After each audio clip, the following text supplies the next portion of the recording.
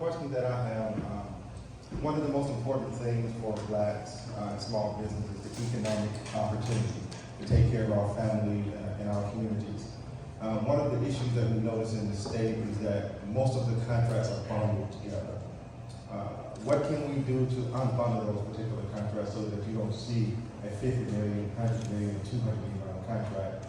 Break them up into smaller packages so that, like the young gentleman that has a concrete company, that he can go off on a $5 million concrete contract, and so forth and so forth. So what can be done to debundle these particular contracts? Yeah, probably need to look into a little more on the debundle. I mean, I think that's certainly something I would be open to. I mean, obviously there's reasons I think that projects are bundled, and you know, the whole design build process brings a lot of efficiencies and speed, especially on road projects and other things.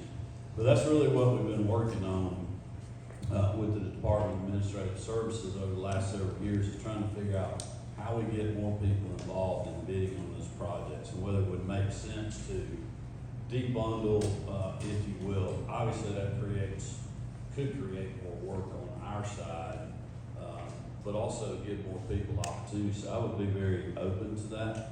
And we'd love to sit down and talk more about that. Mark Katie Boyd. Hi, good morning, Governor. Morning. First Lady. My name's Mark Katie Boyd. I run a nonprofit called Helping Empower Youth on the west side of Atlanta. I knock on doors in my off time to register the neighborhood, because we like to keep the politicians in the neighborhood, because that keeps things going, running good. In All politics is local, right? That's right. So when I go knock on doors, and people ask me my opinion about what I want to do for governor, okay, you're an easy sell because of the line that you walk between not necessarily being a Trump kind of Republican, right? My question to you is, how are you going to continue to thread that needle, walk that line when we get down to, you know, coming down to the wire, and you need that little percentage, and you know, there are a lot of black people openly coming vote for you. We with these policies, right? Yeah. But we know politics is a it's like a moving target. Right? You know, it's a popularity game, right? Black people ain't gonna share. We kind of spoke to it a little bit. If they think you racist off topic, you know, it's not gonna be a non-starter. So you, like I said, have walked that line, right? We can sell you, but how are you gonna get down to it when Trump come here? You trying to do the same thing he did last time and ruin the election? Well, I appreciate your comments and your support, and I think, you know, look, when you go vote, you're putting your trust in one candidate or the other, and I'm asking people to trust me because of my record, not just as governor, but what I did as Secretary of State. My record as being a small business owner for over 30 years now, and you can talk to people who used to work with me. I've worked with anybody you can imagine in the construction business, from all walks of life, all races. I treated them all the same. I paid them all the same, and I worked just as hard as they did, and they know it.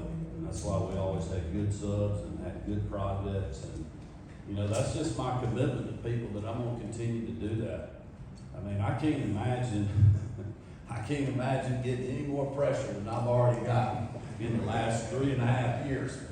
I might not should have said that, but when you think about literally what we went through in the summer of 20 with all the crazy things that was happening, what was happening in downtown Atlanta. I mean, literally I was at the State Operations Center every night till 2 or 3 o'clock in the morning, and I would leave and I would go to the Capitol, and I'd walk around that whole block of that building and thank our National Guard troops and police officers, and you know, that was as diverse a group as anywhere in the state, I can promise you. And they just knew I was on the front lines fighting for them.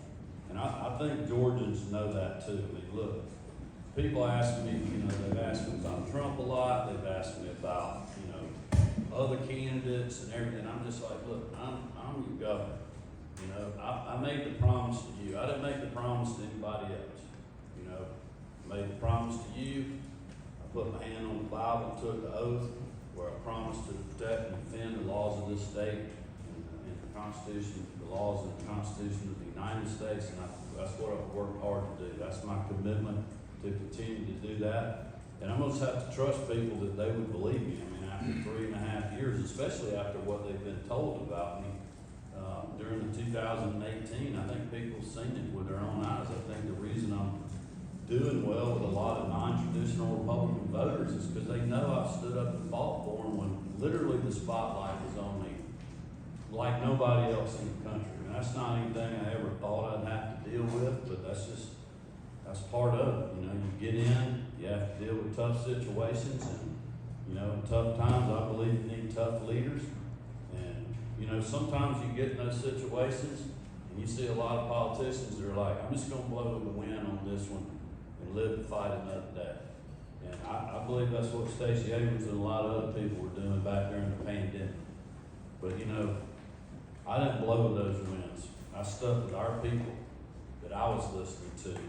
And that's, to me, is what this race is all about, is who do you believe is gonna really be there for you? Who's gonna fight for you versus being beholden to national unions or, you know, $10 million worth of donors out in California, or $6 million in Washington, D.C., or 2 or 3 million in New York. Lord knows what she's raised since then from those people. But that's who she's gonna be beholden. You know, I'm beholden to you all. That's what I've been fighting for. And again, I know not everybody agrees with every decision. They wish I'd do this, they wish I'd do that, but at least the people know I've been fighting for them and standing up for what I told them I would do and what I believe in. I